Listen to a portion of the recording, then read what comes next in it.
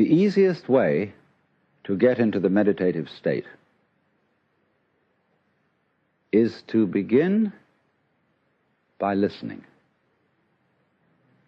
and allow yourself to hear all the sounds that are going on around you. Simply allow them to play with your eardrums and let them go.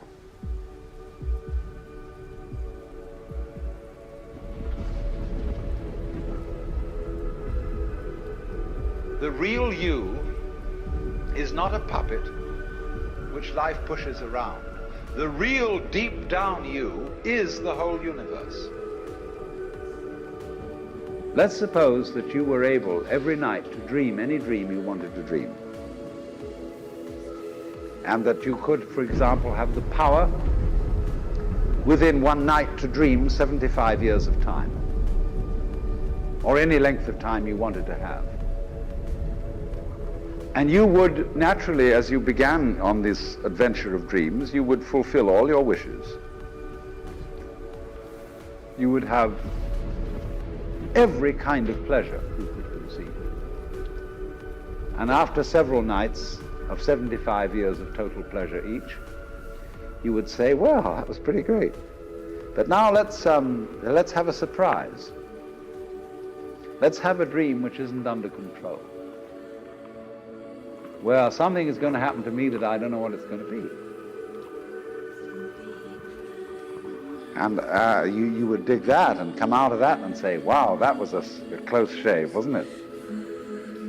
And then you would get more and more adventurous, and you would make further and further out gambles as to what you would dream.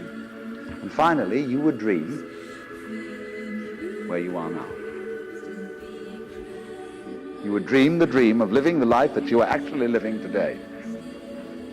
That would be within the infinite multiplicity of choices you would have, of playing that you weren't God. Because the whole nature of the Godhead, according to this idea, is to play that he's not. The first thing he says to himself is, man, get lost. So in this idea then, everybody is fundamentally the ultimate reality. Not God in a politically kingly sense, but God in the sense of being the self, the deep down basic whatever there is.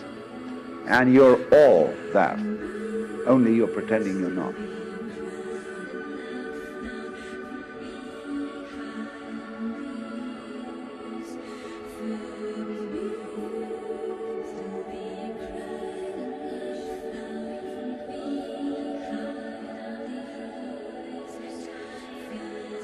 And when you're ready to wake up, you're going to wake up. And if you're not ready, you're going to stay pretending that you're just a poor little me. And since you're all here and engaged in this sort of inquiry and listening to this sort of lecture, I assume that you're all on the process of waking up. Or else you're teasing yourselves with some kind of flirtation with waking up, which you're not serious about. But I assume maybe you are, not serious but sincere, that you are ready to wake up. If you awaken from this illusion, and you understand that black implies white, self implies other, life implies death, or shall I say, death implies life.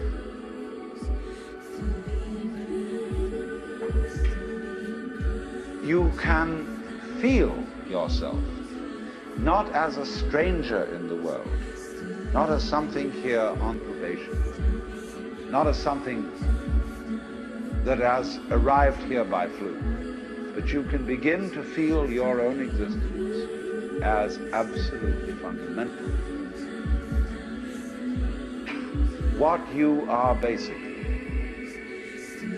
deep, deep down, far, far in,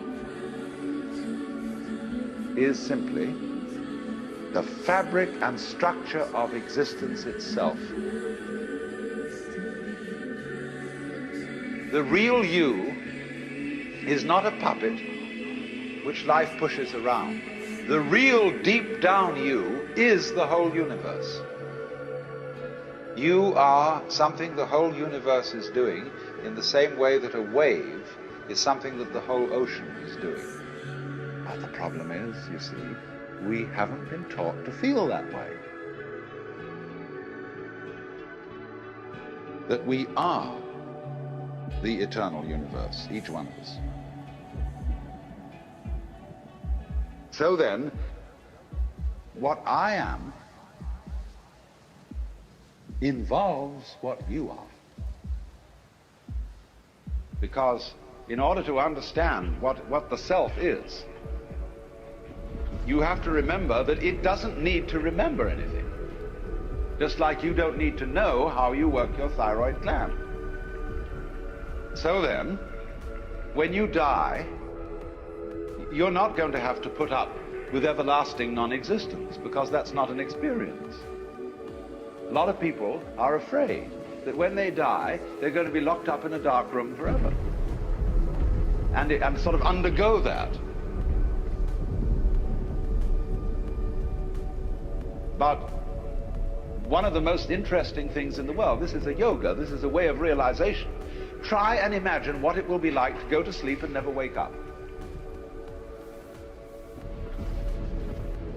Think about that. Children think about it. It's one of the great wonders of life. What will it be like to go to sleep and never wake up? And if you think long enough about that, something will happen to you.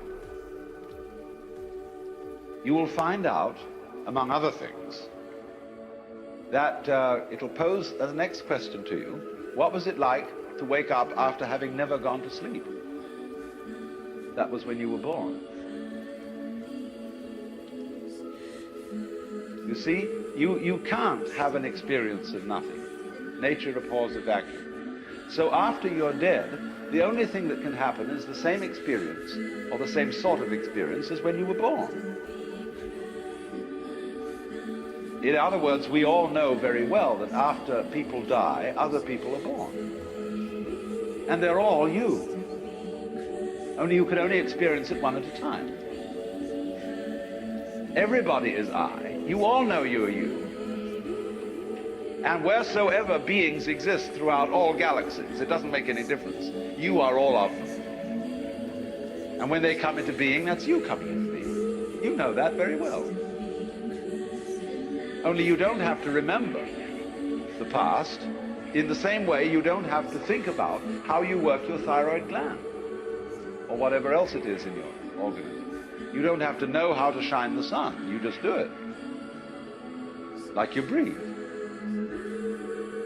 Doesn't it really astonish you that you are this fantastically complex thing? And that you're doing all of this and you never had any education in how to do it? Never learned, but you're this miracle. The earth is not a big rock infested with living organisms any more than your skeleton is bones infested with cells. The earth is geological, yes, but this geological entity grows people. And our existence on the earth is a symptom of the solar system and its balances, as much as the solar system in turn is a symptom of our galaxy. And our galaxy in its turn is a symptom of the whole company of galaxies. That what I am involves what you are. I don't know who I am unless I know who you are. And you don't know who you are unless you know who I am. There was a wise rabbi once said, if I am I because you are you, and you are you because I am I, then I am not I and you are not you. In other words, we are not separate. We define each other. We're all backs and fronts to each other.